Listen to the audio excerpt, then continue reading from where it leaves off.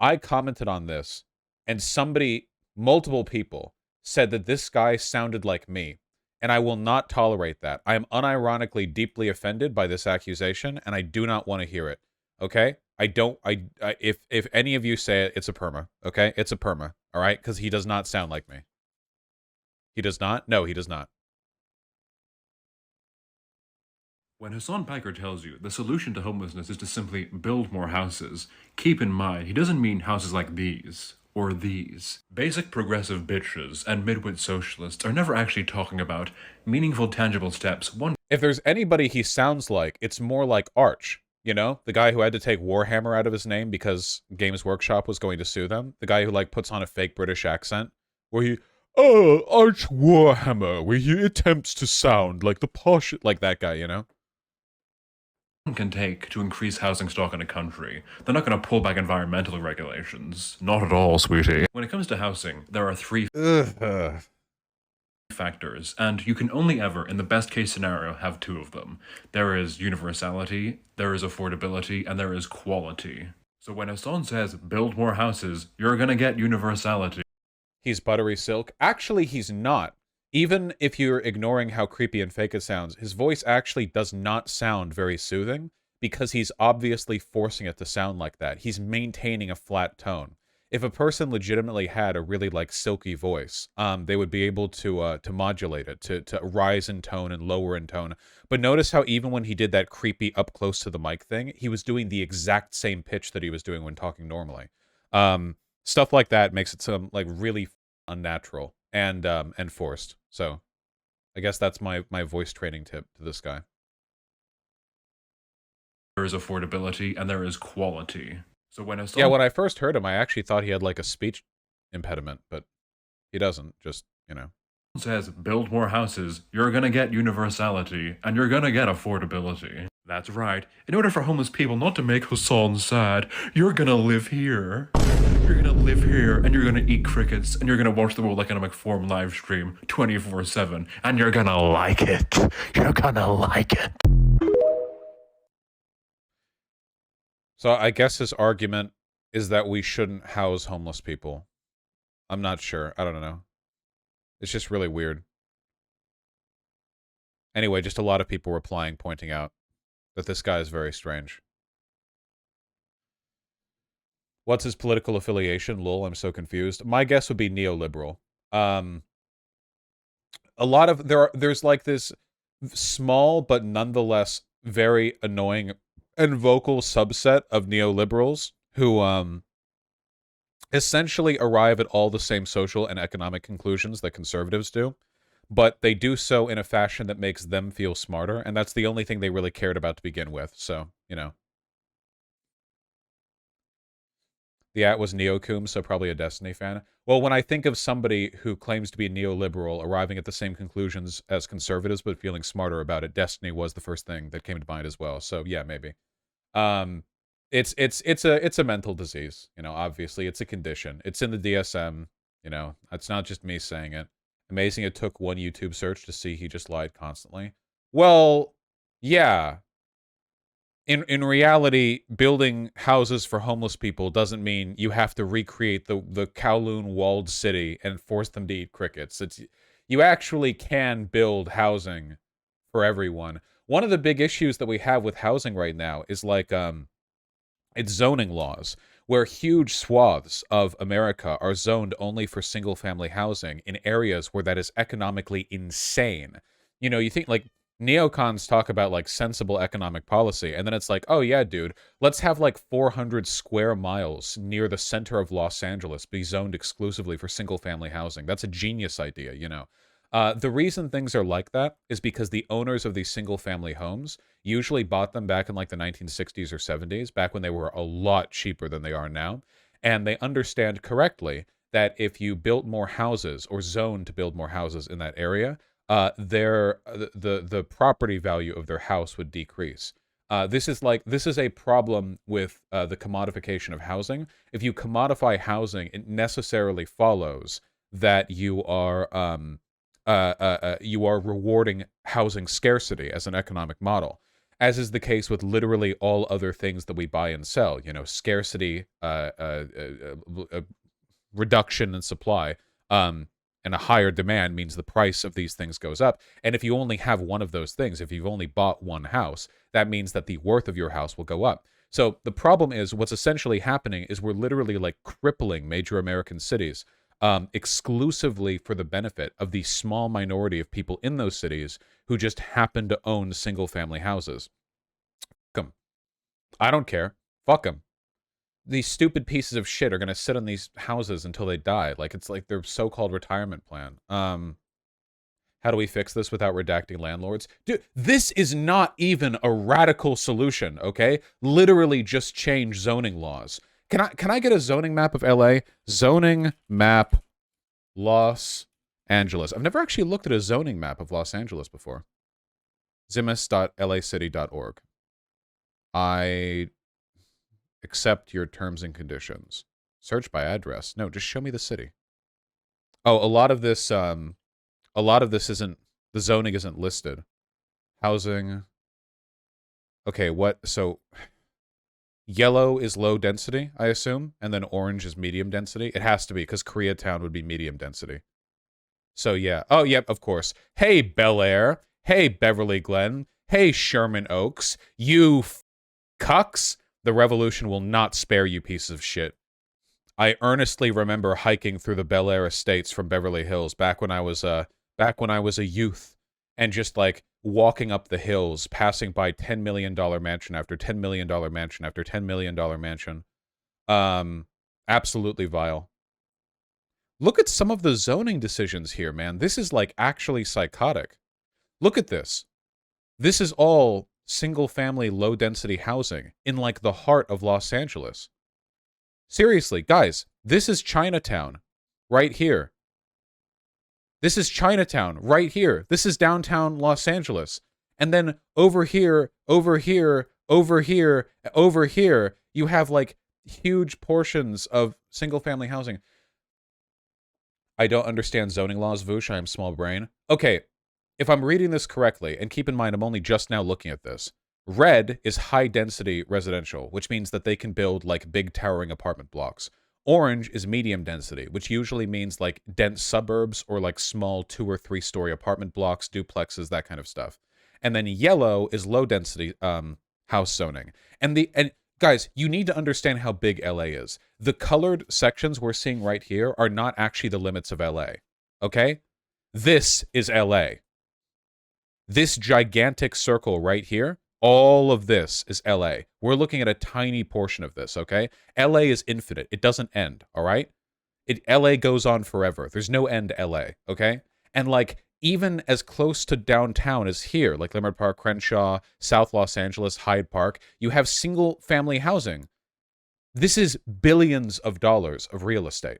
Like it's difficult to describe like how much. It's like the back room, but for suburbs. Yeah, seriously. Daniel, what are you doing? Okay. Cat standoff, but like in a loving way. Here's LAX. Here's the Valley, which again, these areas are so expensive. Like houses are going for multiple millions of dollars, and it's all low density shit. It's insane. Isn't LA like 3 times the size of New York? The LA County is colossal. There's like 13 million people in there. Can someone explain what all the silly colors mean and why some of the colors are good and others are bad? Okay. In the early 20th century, we began to find that cities were getting more and more difficult to plan. Industrial areas in cities were getting more noxious, larger, and required more and more infrastructure to support. But people didn't like building chemical plants right next to daycare centers for some reason. So, an effort was made to create blanket rules that would allow realtors and developers to understand what could be built where. The purpose of zoning was to give consistency across the board well in large areas so that not every single like construction case would have to go to the city council for approval. The purpose of zoning is essentially to say, if you are a business owner, a realtor, a developer, and you want to build something right here in the corner of 29th Place and St. Andrews Place, right here, What can you build? And the city of Los Angeles has rules with overlapping grids for zoning to explain what you can build here. How large of a house can you build? Can you build a tattoo parlor? Can you build something that's 3 stories tall, or are you limited to 2 stories? Can you build something that does this? Can it do this? Can it do that? How far set inwards from the sidewalk does it have to be? All these rules have to be made consistent because it reduces the work the city council has to do for individual approvals.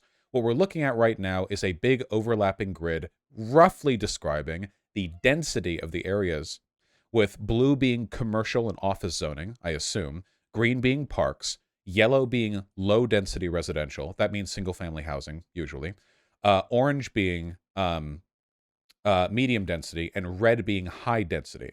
High density is, in this case, good because Los Angeles is incredibly expensive and massive, which means that the more high density housing you have, the more people you can fit in the area. You understand? See?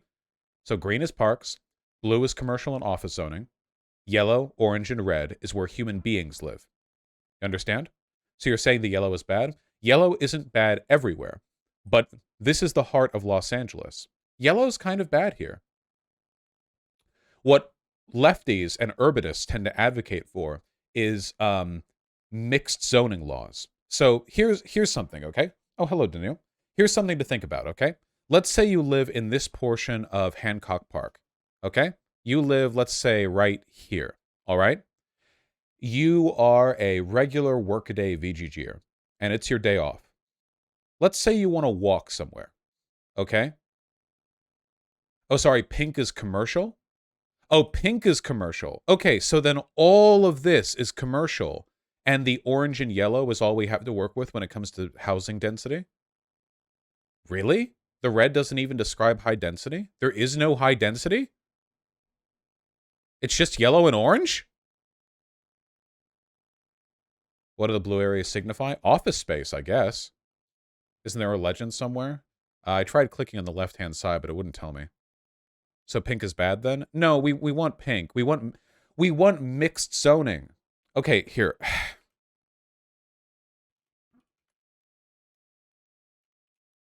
We want a 15-minute city, okay? We want areas where people can reasonably like walk and get to a new and cool place nearby, okay? So here's mixed use development right here, okay?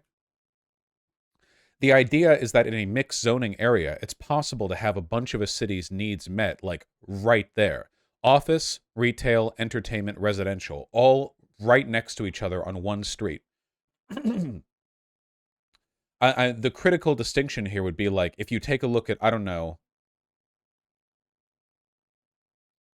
American zoning examples. Like here. Yellow is low density housing. You see? If you're in the middle of this like suburban hell right here, how far do you have to walk or drive to get to anything? You know what I mean? If you take a look at like examples of zoning in America, you usually see like an urban core, and then out from it, these gigantic swaths of expensive, inaccessible, often racially segregated single-family housing. If you take a look at the zoning in, I believe, Paris, in Paris, there is a much, much, much greater diversity in zoning. Well, they don't even use our zoning laws. What would be a good example? What's an American city that has really diverse zoning? American city with mixed zoning. What's a good Philadelphia? I've heard Philadelphia has pretty good. Woo! That's not bad. I kind of like that. Not perfect, but as American examples go, we're looking at a much greater degree of diversity here.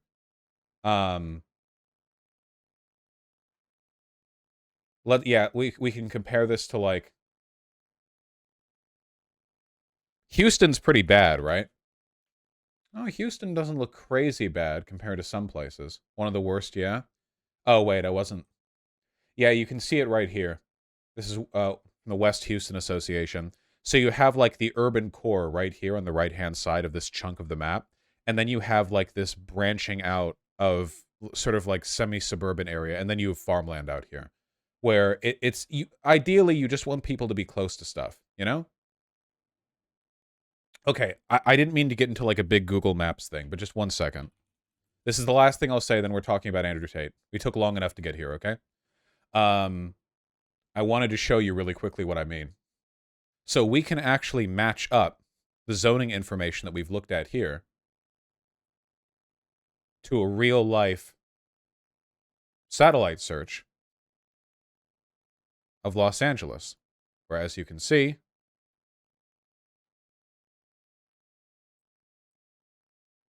same place. Crazy how that works, huh?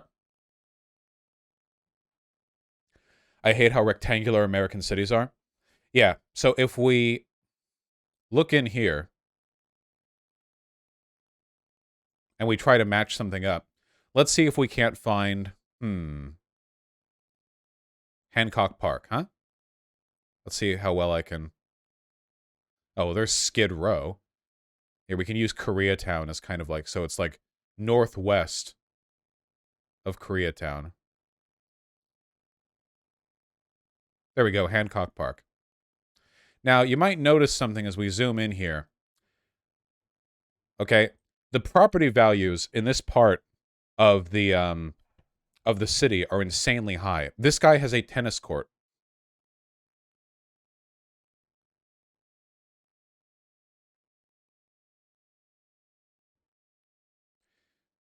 Even in the slightly less wealthy areas, it's just like the difference in terms of density. And then you take a look at Koreatown, which is mixed density, and you see apartment blocks. See?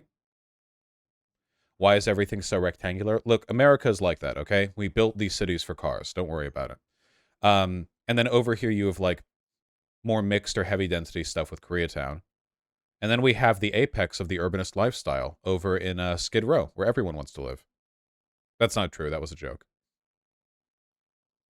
But you can kind of see the areas that have lower density because they tend to be a little bit greener. So this right here would be an example of mixed zoning. See? This is probably an apartment building right here, but then these are single-family homes or like two-family homes. You know what I mean? Can we look at Beverly Hills? Okay. Well, again, there are two parts to Beverly Hills, all right? There's the Hills part and the non-Hills part. The non-Hills part of Beverly Hills is just regular single-family houses, duplex apartment buildings, and the like. And then there's the Hills part, where the revolution will not spare them. Follow the curves, and then you get up into the suburb portion. There's the Greystone Mansion. That's famous. Difficult to fully convey how large these houses are. Look, this place even has a guest house. Where are we again? Good old Los Angeles. But to be clear, again, like, I want to, like, I really want to stress to you guys, like, how expensive this entire area is, you know? Like, right over here is downtown. This is the Dodgers Stadium. This is the Griffith Observatory. This right here is Hollywood, where Hasan lives. Doxed. This is the Getty Center. This is UCLA. This right here is the Marina Del Rey and the entire Santa Monica Pier/park area. This is LAX. And then down here is Long Beach. And it's like, look at all of this. This is all like incredibly expensive stuff, you know? People are paying 60% of their rent to live here. There are millions of jobs in Los Angeles that are like pay low wages, but there are few places to live that you can afford to live in at low wages. And then you like, it's like, okay, well, what can we do to make housing more affordable here? And then you zoom in and it's like, oh, South LA, this like historically poor area full of black and brown people, also has a bunch of rundown single-family houses that that are like holdovers from an ancient zoning law that should have been updated a long time ago. Oh, sorry, rent is 60% of their income. Like, sorry, the other way around. You guys understand what I'm trying to get at here, right? This is what I'm talking about with zoning. In a lot of American cities, the single-family housing owners have gotten into the city council and they have literally banned other types of development. Like they've made it illegal to build some types of housing. What's the reason we haven't updated our zoning laws? Because it would devalue the housing prices of single family housing owners who don't want their properties to be devalued by a lack of scarcity in the area. Do American cities have planning offices? I mean, they're subject to the law just like everyone else.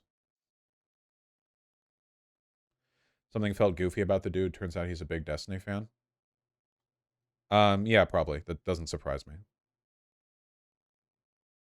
All right, close all of that. Okay, all right. LA bans apartments. Here. LA's apartment bans promote segregation and high housing costs. This is from just last year. Single-family zoning in Greater LA, a new study by Marina et al. At UC's Berkeley Planning Office, examines new evidence on the relationship between exclusionary zoning, household income, home value, educational attainment, blah, blah, blah, blah, blah. Race composition of SCAG cities by percentage of restricted single-family housing. Interesting. Income by parents' income percentile by percentage of restricted single-family housing. There's a lot of data here. The median city bans apartments on 80% of its land for housing. Oh, that's all cities. The median American city bans apartments on 80% of its land for housing. So the average American city, only 20% of housing land even allows for apartments. It's all single family housing, man. Shut the f up, New York Times. Here in California, efforts to reform exclusionary zoning and promote denser housing are met with fierce opposition from wealthy homeowners and anti-gentrification activists. Even modest reform proposals like Senate Bill 9, which would legalize duplexes, have attracted hostility from similar corners. Letter to the editor. The neighborhoods will lose if we end single-family housing. Oh. The quest to dismantle single-family neighborhoods in the name of housing affordability and access is misguided. As pointed out by Chris Jones, one of those featured in the article who was opposed to the proposal in Sacramento to undo that city's zoning, the effort should be to make all neighborhoods desirable. You can't. It's a housing availability problem, not just a desirability problem. To the editor, I am a lifelong Democrat, and I appreciate single-family neighborhoods for all the reasons people want to live in them. I hate them. I hate these people so much. The effort to destroy single-family neighborhoods is a political misadventure of the so-called progressives who apparently have not digested the electoral college map sufficiently to realize that cramming more and more people into California is a recipe to ensure continued outsized political power. Oh my God, what a fucking reach, dude. To the boomers who bought their house in the 70s and are now sitting on $2.5 million of property are like, actually, allowing apartments in our neighborhoods so people who aren't making six figures could live here would actually be bad political strategy because we should have fewer people in California in general. Dude, okay, yeah, thank you. Oh, how selfless of you to bring up that concern. If progressives don't mind forcing us to lose trees, yards, greenery, peace and quiet, peace and quiet, go live in the rural areas. Go live on a farm. You're in a city. You're in Los Angeles. Or I guess in this case, Sacramento. You don't get peace and quiet. Move out to the sticks if you want to. Who moves to the city to be alone? Boomers. It's fucking suburbs, man. Okay, that's enough.